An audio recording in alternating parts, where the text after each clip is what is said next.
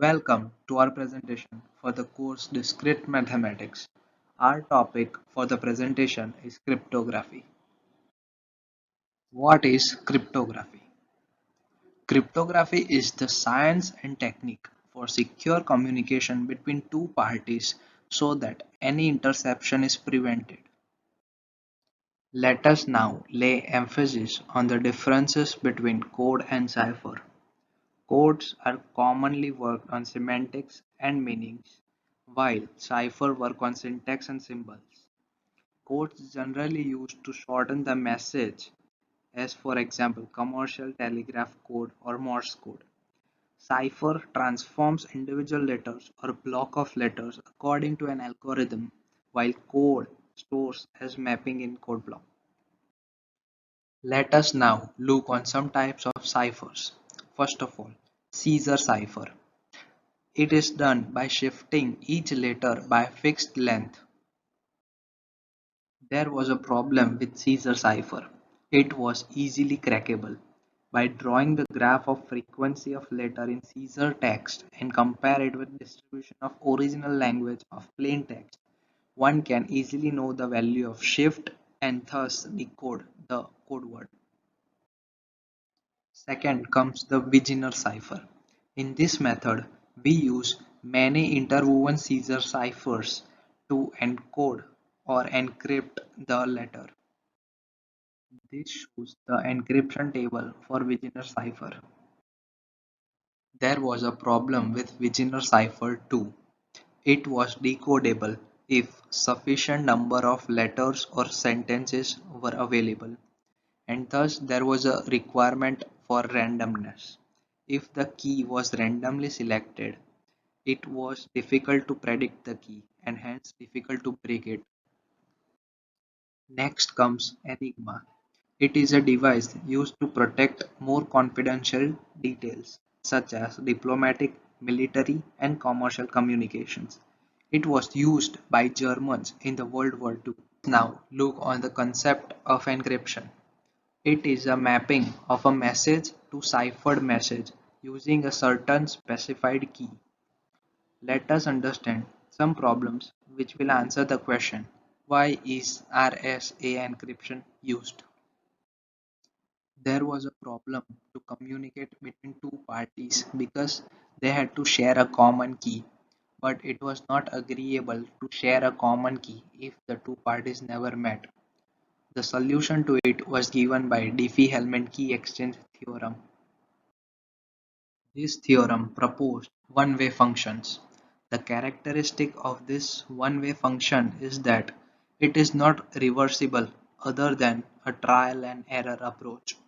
It is easy in one direction and hard in other, so it was difficult to crack it.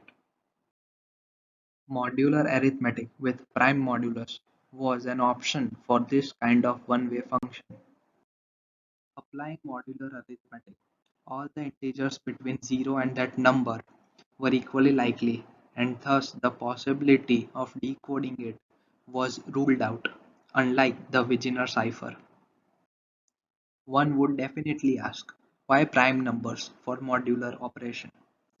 It is because prime factorization can be considered as one-way function. It is easy to multiply two prime numbers, but it is pretty difficult to prime factorize a large prime number. This graph shows the time complexity of multiplication and factorization of a prime number. For a large prime number, the time complexity for factorization increases exponentially, whereas the time complexity for multiplication is increasing slowly. Thank you. Now, Devdeep will continue the presentation further. Over to you. Thank you, Deep. Hi, friends. My name is Devdeep, and now we will move forward to understand the question why we use RSA. But before that, we have to understand some theorems, and one of them is Diffie-Hellman key exchange. Suppose Alice and Bob wants to share the secret symmetric key to communicate. For that, they first agree publicly on a prime modulus n and a generator x. Now Alice selects random number exponent, say A, and does the calculation x raised to a mod n, which is congruent to y. Alice sends this y to Bob. Bob does the same calculation by selecting his private exponent b and sends the arrived message z to Alice. This image shows who got what information. See that modulus and generator were announced publicly, so everyone has that. And Eve, who is listening to the messages, don't have private exponents. Now Alice and Bob does this calculation. For Alice, it will be z raised to a mod n, which is congruent to s, and for Bob, it will be y raised to b mod n, which is congruent to s.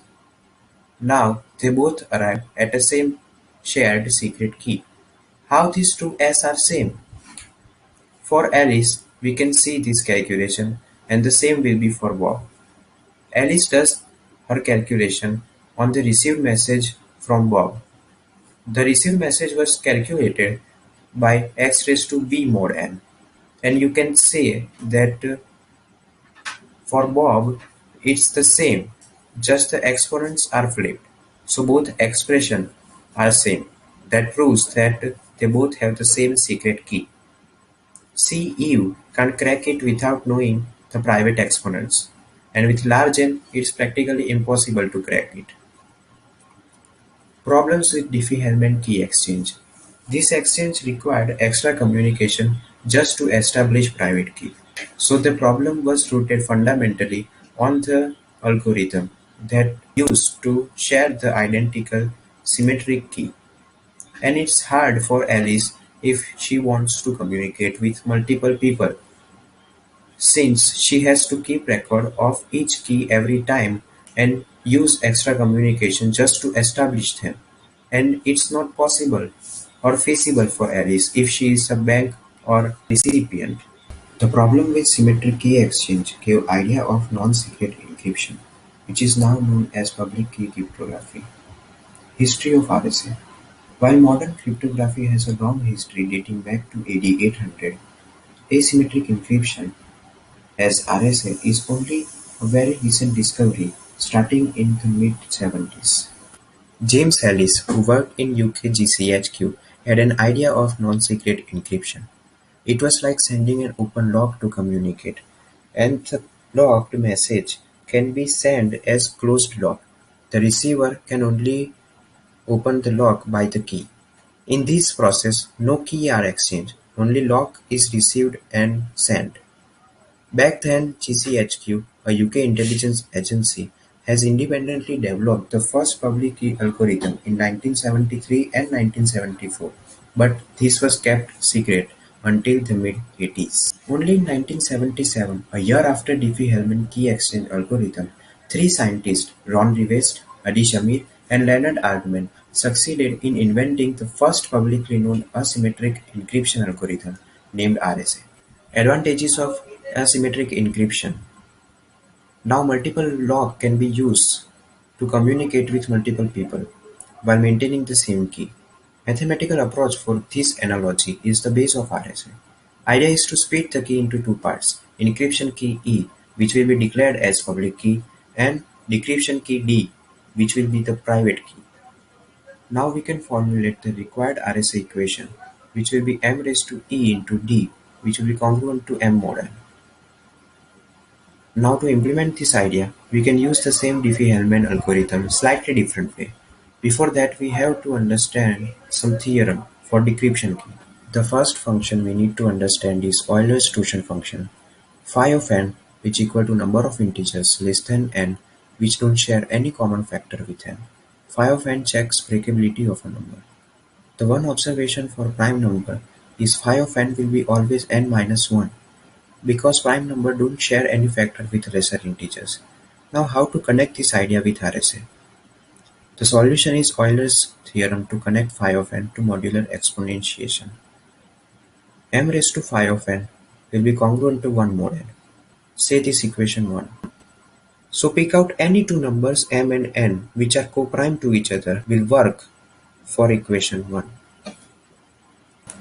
Now taking equation 1 and modifying it, we raise k to exponentiation in both sides and multiply both sides with m and arrive at equation 2.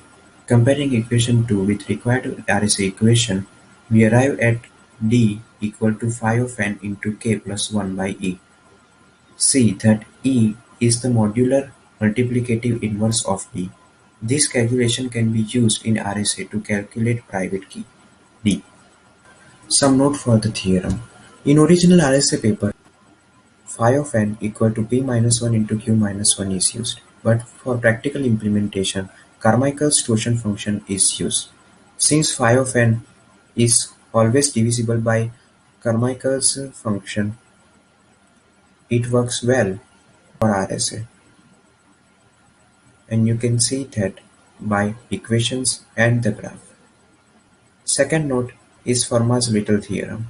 Fermat's Little theorem is a raised to p minus 1, which is congruent to 1 more p, is a special case of Euler's torsion function, which can be seen in RSA paper 2. Now we come to the main part, RSA algorithm. The RSA algorithm involves 4 steps: key generation, key distribution, encryption, and decryption. We will understand this by an example. The first part is key generation. We chose two distinct prime numbers p and q. In practical implementation, p and q will be chosen randomly and will differ in length so that factorization can become harder. Now we compute n equal to p into q and phi of n. Then we have to choose E as our public key part. The E should be relatively prime to n. In our case, it's 21. The most commonly used key is 2 raised to 16 plus 1. Now we compute our private key D. D is modulo multiplicative inverse of E mod phi of n. In our example, D would be 1149. The second part is key distribution. Now Alice sends public key to Bob via reliable but not a secret route. See that the D private key is never transmitted. The third part is encryption. Using one common conversion process of ASCII alphabet, we can convert message capital M to padded message small m and do the further calculation to send it to Alice.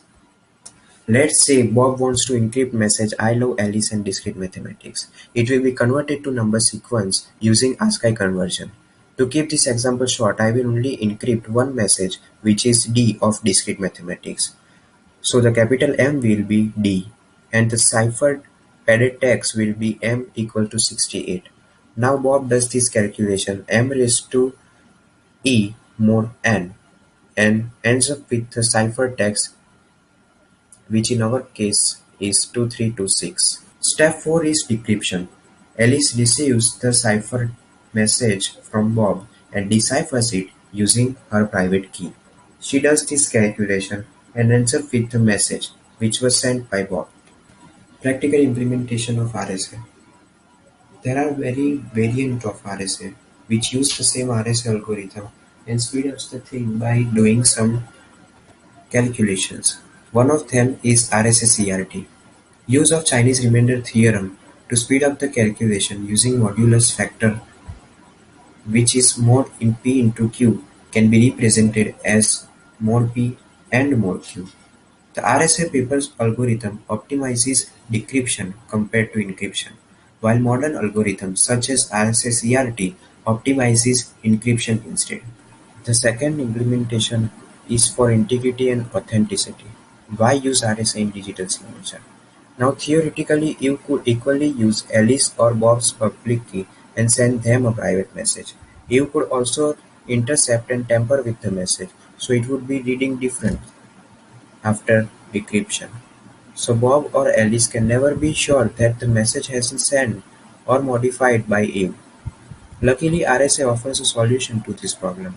RSA can be used to sign a message, to add a digital signature to a message. To add digital signature, Alice encrypts the message using her private key D. Now Bob decrypts this message and arrives at the original plain text, but he also knows that this message is not tampered because Alice has used her private key. So Alice can send her message to as many people as she wants, and everyone will know that it came from Alice. Thus, the key may be swapped without loss of generality, and that's the power of private key. So the private key does two things: to decrypt a message only intended for a recipient, which may be encrypted by anyone having the public key, or to encrypt a message and add a digital signature to it. Limitation of RSA: RSA is slow due to it deals with large numbers. Particularly when the decryption happens, the exponents are very big, so the calculation will be very slow. There are ways to speed up the things, but still it will be slow in comparison to symmetric encryption algorithms. Real-world application: a common practice is to use RSA only for encryption of a secret key. Then we can use the symmetric encryption algorithm. The benefit from this method is that we have the security of the asymmetric and the speed of symmetric encryption. Future: the entire security of RSA is built on the fact that it is impractical to determine P and Q just by looking at n. If at some point a future mathematician finds an algorithm to rapidly factorize n, then RSA would become of no use. Another interesting way to crack the RSA is to get help of quantum computing, which as of now still remains a theoretical topic and not everyone has access to it. Commercialization: as we have seen, there are many applications of cryptography. We can have a startup which provides secure communication to its clients. Using various techniques, we can serve our clients for safe transmission of their data. Our clients can be government, banks, corporates, institutes, etc. Digital signature: cryptographically based assurance that a message or file was sent or created by a given person. We can also work on that. This measure can make our startup a success. At last, I want to thank Institute, instructors and TAs to give us such opportunity. Thank you.